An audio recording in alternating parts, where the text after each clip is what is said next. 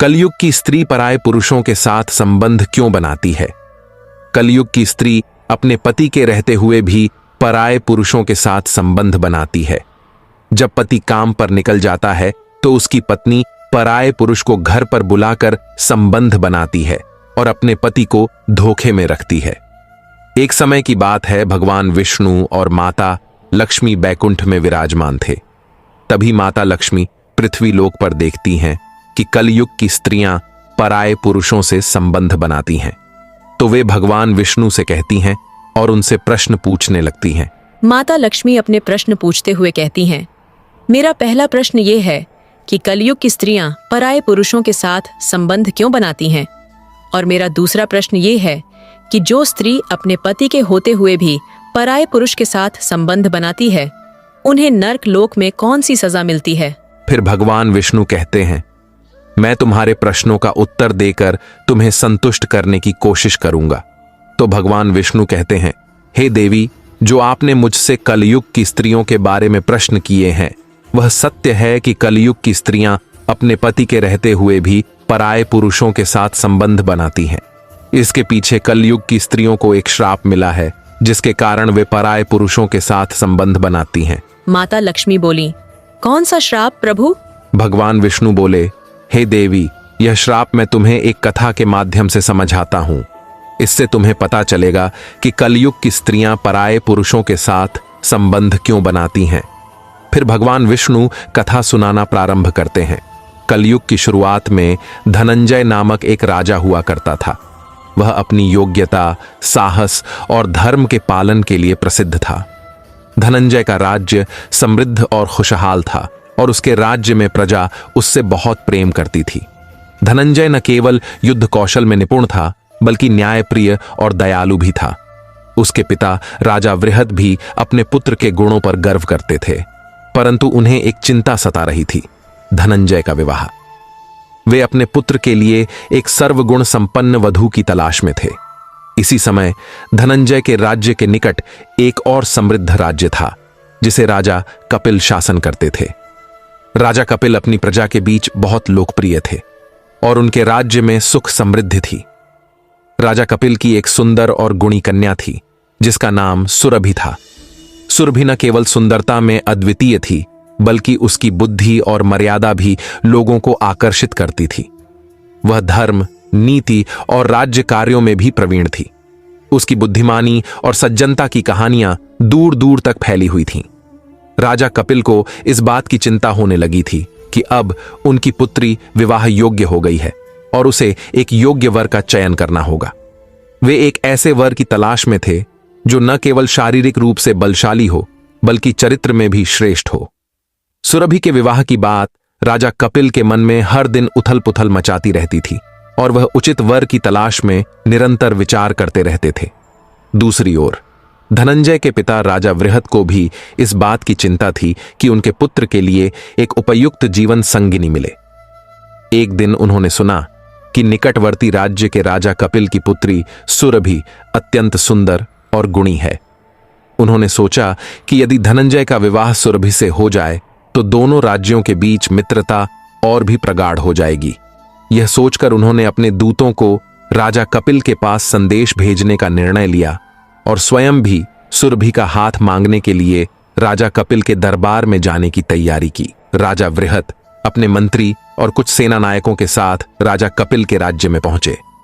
राजा कपिल ने उन्हें आदरपूर्वक अपने दरबार में बुलाया और अतिथियों का स्वागत किया। कुछ औपचारिकताओं के बाद राजा वृहद ने विनम्रतापूर्वक अपनी बात रखी। महाराज कपिल, मैंने आपके राज्य और आपकी कन्या सुरभि के गुणों के बारे में बहुत कुछ सुना है। मेरा पुत्र धनंजय भी सर्वगुण संपन्न है और मैं चाहता हूं कि मेरे पुत्र का विवाह आपकी पुत्री से हो। इसलिए मैं आपसे विनम्रतापूर्वक आपकी पुत्री का हाथ मांगने आया हूं। राजा कपिल यह सुनकर अत्यंत प्रसन्न हुए। उन्होंने मुस्कुराते हुए कहा, महाराज, आप तो मेरी चिंता का समाधान लेकर आए हैं। मैं भी यही सोच रहा था कि मेरी कन्या सुरभि के लिए एक योग्य वर कहां मिलेगा। आपकी बात सुनकर मेरा मन अत्यंत प्रसन्न हुआ है। आपके पुत्र धनंजय के गुणों के बारे में मैंने भी बहुत सुना है और मुझे यह संबंध स्वीकार है। राजा कपिल ने अपनी सहमति व्यक्त की और दोनों राजाओं ने विवाह की तैयारी प्रारंभ कर दी। यह समाचार सुनकर राज्य भर में खुशी की लहर दौड़ गई। धनंजय और सुरभि का विवाह एक भव्य आयोजन में संपन्न हुआ। विवाह समारोह अत्यंत धूमधाम से मनाया गया। दूर दूर से राजा, महाराजा, गणमान्य व्यक्ति और प्रजा इस अद्भुत आयोजन में शामिल होने के लिए आए। विवाह के पश्चात धनंजय और सुरभि के जीवन की नई यात्रा प्रारंभ हुई। दोनों के बीच प्रेम, सम्मान और समझ का रिश्ता था। सुरभि ने अपने कर्तव्यों को पूरी निष्ठा से निभाना शुरू किया। वह न केवल अपने पति का साथ देती थी, बल्कि राज्य कार्यों में भी अपना योगदान देती थी। धनंजय और सुरभि का विवाह भव्यता और प्रेम से प्रारंभ हुआ था। विवाह के 1 वर्ष तक दोनों का जीवन सुखमय और आनंदमय रहा। सुरभि अपने पति के साथ हर क्षण को प्रसन्नता से बिताती और धनंजय भी उसे पूर्ण समर्पण और प्रेम से समय देते थे। लेकिन समय के साथ जब धनंजय राजा बने और राजकाज का भार बढ़ने लगा तो उनकी प्राथमिकताएं बदल गईं। राज्य की जिम्मेदारियां इतनी अधिक हो गईं कि धनंजय को सुरभि के साथ समय बिताने का अवसर कम मिलने लगा। राज्य के कार्यों में उलझे धनंजय को यह महसूस भी नहीं हुआ कि उनकी पत्नी सुरभि स्वयं को अकेला और उपेक्षित महसूस करने लगी है। सुरभि के मन में धीरे धीरे असंतोष पनपने लगा। वह धनंजय से समय की मांग करती, लेकिन धनंजय अक्सर व्यस्तता का हवाला देते हुए उसे संतुष्ट नहीं कर पाते। सुरभि के मन में उदासी और अकेलेपन का भाव गहराता गया। धनंजय का प्रेम और ध्यान अब राज्य के कार्यों की ओर अधिक था और यह बात सुरभि को भीतर ही भीतर कचोटने लगी। एक दिन जब सुरभि महल के बाग में अकेली टहल रही थी, तभी उसकी दृष्टि एक अजनबी युवक पर पड़ी। वह युवक अत्यंत सुंदर और आकर्षक था। उसकी ऊंची कदकाठी, तेजस्वी चेहरा और मृदु स्वभाव ने सुरभि को मोह लिया। सुरभि उस युवक के रूप और व्यक्तित्व से इतनी प्रभावित हुई कि वह तुरंत उसके पास चली गई। सुरभि ने उसे रोकते हुए कहा, हे सुंदर युवक, तुम कौन हो?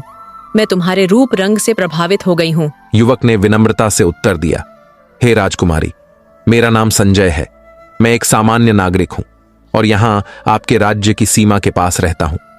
सुरभि, जो पहले से ही अपने पति धनंजय से उपेक्षित महसूस कर रही थी, संजय की सुंदरता और उसके व्यक्तित्व से इतनी प्रभावित हो गई कि उसे रोक कर कहने लगी, हे संजय, तुम्हारा रूप मुझे अत्यंत भा गया है। तुम्हारे साथ कुछ समय बिताना चाहती हूँ। संजय यह सुनकर असहज हो गया। उसने घबराते हुए कहा, हे राजकुमारी, यह उचित नहीं है। यदि महाराज या किसी अन्य ने हमें साथ देख लिया तो मुझे मृत्युदंड मिल सकता है। कृपया मुझे जाने दें। लेकिन सुरभि, जो पहले से ही अपने पति से नाराज और अकेलापन महसूस कर रही थी, उसकी चेतावनी को अनदेखा करते हुए कहने लगी, चिंता मत करो संजय, किसी को कुछ पता नहीं चलेगा। हम चोरी छिपे मिलते रहेंगे, कोई हमें देख नहीं पाएगा। धीरे धीरे सुरभि और संजय के बीच संबंध बनने लगे। जब भी धनंजय अपने राजकाज के कार्यों से थक कर सो जाते, सुरभि चुपचाप आधी रात को महल से निकलकर संजय से मिलने जाती। वह जंगल के पास संजय के साथ छुपकर संबंध बनाती और फिर तड़के महल लौट आती ताकि किसी को संदेह न हो। समय बीतने के साथ यह मिलन नियमित हो गया। अब सुरभि का ध्यान अपने पति और राज्य से हटकर संजय की ओर केंद्रित हो गया। उनका रिश्ता इतना गहरा हो गया कि वे अब महल के भीतर ही मिलने लगे थे। संजय रात के अंधेरे में महल के एक सुनसान हिस्से में आ जाता और वहीं सुरभि उससे मिलती। उन्हें यह भरोसा था कि धनंजय या महल के अन्य लोग इस गुप्त मिलन को कभी नहीं जान पाएंगे। सुरभि का यह कृत्य न केवल उनके वैवाहिक जीवन को प्रभावित कर रहा था, बल्कि राज्य के भीतर भी लोग उनके बारे में कानाफूसी करने लगे थे। लेकिन सुरभि और संजय को इस बात का एहसास नहीं था कि उनका यह गुप्त रिश्ता अधिक समय तक छिपा नहीं रह सकता। भगवान विष्णु माता लक्ष्मी को कथा सुनाते हुए कहते हैं, हे देवी, सुरभि और धनंजय की यह कथा त्रेता युग की है, लेकिन इसका प्रभाव कलयुग में भी देखने को मिलता है। कथा आगे बढ़ती है। धनंजय एक दिन अपने राज्य के कार्यों से थक कर लौटते हैं। वह राजकाज में इतना व्यस्त रहते थे कि अपने निजी जीवन की समस्याओं पर ध्यान नहीं दे पा रहे थे।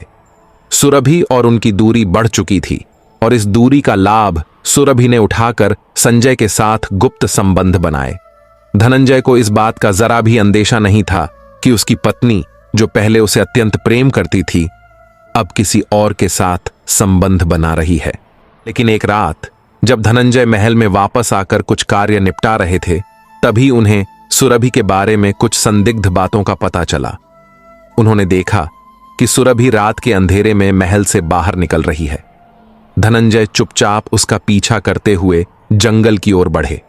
वहां उन्होंने देखा कि सुरभि और संजय एकांत में मिल रहे हैं। यह दृश्य देखकर धनंजय के क्रोध की सीमा नहीं रही। उनकी आंखों में गुस्सा और धोखे का दर्द साफ दिखाई दे रहा था। धनंजय ने तुरंत अपनी तलवार निकाली और संजय की ओर बढ़े।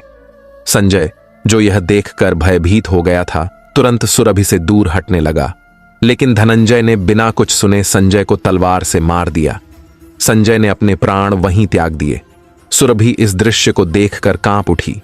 वह रोते हुए धनंजय के पैरों में गिर गई और क्षमा मांगने लगी। धनंजय ने क्रोध में जलते हुए कहा, हे सुरभि, तुमने अपने राजा और पति के साथ विश्वासघात किया है। मेरे होते हुए तुमने पराये पुरुष के साथ संबंध बनाए। यह अपराध अक्षम्य है। तुमने मेरे विश्वास को तोड़ा और मेरी प्रतिष्ठा को धूल में। सुरभि ने आंसुओं में भीगी आंखों से कहा, महाराज, मुझसे भारी भूल हुई है। कृपया मुझे क्षमा कर दीजिए। ये मेरा दुर्भाग्य था कि मैं अकेलेपन में बहक गई। लेकिन धनंजय के लिए यह क्षमा योग्य नहीं था। उन्होंने अपनी तलवार उठाते हुए कहा, तुम्हें यह श्राप देता हूं कि जैसे तुम मेरे होते हुए पराये पुरुष की ओर आकर्षित हो गई थी, वैसे ही कलयुग की स्त्रियां भी अपने पतियों के होते हुए पराये पुरुषों की ओर मोहित होंगी। वे अपने पतिव्रता धर्म का उल्लंघन करेंगी और पराये पुरुषों के साथ संबंध बनाएंगी। यह श्राप सुनकर सुरभि स्तब्ध रह गई। उसने एक बार फिर क्षमा याचना की, लेकिन धनंजय के मन में अब कोई दया नहीं बची थी। उन्होंने अपनी तलवार से सुरभि का भी वध कर दिया।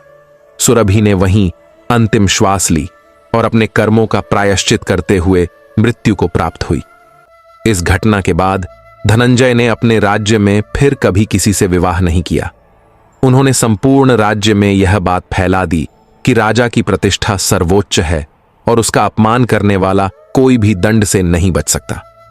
उनका राज्य एक बार फिर से शांत हो गया, लेकिन धनंजय का हृदय सुरभि के विश्वासघात से हमेशा के लिए टूट चुका था।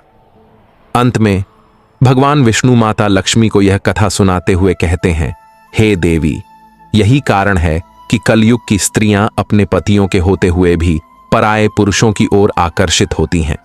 धनंजय के श्राप के प्रभाव से यह मोह और माया कलयुग में अधिक प्रबल हो गई है। कलयुग की स्त्रियां, चाहे वे कितनी भी सुशील और विवेकशील क्यों न हो, उनके मन में यह आकर्षण कहीं न कहीं प्रबल रहता है। जब माता पार्वती ने भगवान विष्णु से यह सुना कि कलयुग में स्त्रियों पर धनंजय के श्राप का प्रभाव पड़ेगा, तब उन्होंने चिंता जताते हुए पूछा, हे प्रभु, क्या इस श्राप से बचने का कोई उपाय है? कलयुग में यह मोह और माया स्त्रियों के जीवन को कठिन बना देंगे। क्या ऐसा कोई मार्ग है जिससे स्त्रियां अपने जीवन में धर्म और मर्यादा का पालन करते हुए इस श्राप से मुक्त हो सकें? भगवान विष्णु ने माता पार्वती की बात सुनकर गंभीरता से उत्तर दिया, हे देवी, यह सत्य है कि कलयुग में मोह, माया और भौतिक सुखों की लालसा मनुष्यों को भ्रष्ट करेगी। स्त्रियां जो स्वभाव से ममतामयी और कोमल होती हैं, उन पर भी यह प्रभाव पड़ेगा। लेकिन इससे बचने का उपाय भी है।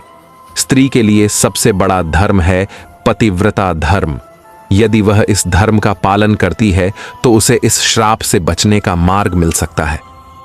भगवान विष्णु ने आगे समझाया, पतिव्रता जीवन का अर्थ है कि स्त्री अपने पति के प्रति संपूर्ण निष्ठा और समर्पण दिखाए। उसे अपने जीवन में केवल अपने पति को ही अपना परम मित्र, संरक्षक और सहारा मानना चाहिए। चाहे परिस्थितियां कितनी भी कठिन क्यों न हो, स्त्री को अपने पति का साथ कभी नहीं छोड़ना चाहिए। उसका मन, वचन और कर्म हमेशा अपने पति के प्रति समर्पित होने चाहिए। इसी निष्ठा और प्रेम से वह इस श्राप के प्रभाव से बच सकती है। हे प्रभु, आपने अत्यंत गहन और महत्वपूर्ण मार्ग दिखाया है। कलयुग में यह मार्ग स्त्रियों को पतिव्रता जीवन जीने के लिए प्रेरित करेगा और उन्हें श्राप के बंधनों से मुक्ति दिलाएगा। भगवान विष्णु ने माता लक्ष्मी के प्रश्नों का उत्तर देकर कलयुग के प्रभावों को समझाया और पतिव्रता धर्म का महत्व स्पष्ट किया।